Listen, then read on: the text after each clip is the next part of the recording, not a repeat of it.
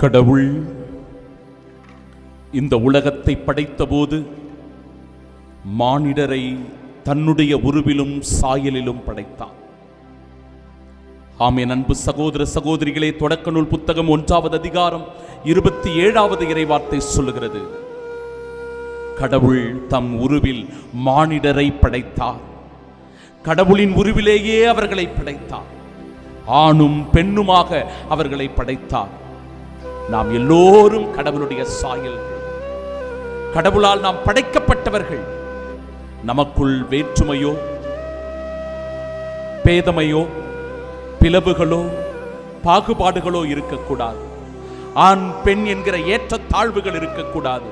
உயர்ந்தவன் தாழ்ந்தவன் என்கிற எண்ணம் இருக்கக்கூடாது.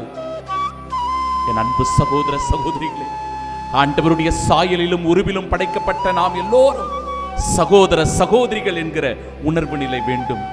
அத்தகைய மகத்துவமான ஆசீர்வாதத்திற்காக ஆண்டவரிடத்திலே ஜெபிப்போம். எந்த விதமான பாகுபாடுகளும் பிரிவினையும் நம்மை பிரிக்க கூடாது. கிறிஸ்துவின் அன்பிலிருந்து நான் எதிலிருந்தும் விலகி இருக்க மாட்டேன்.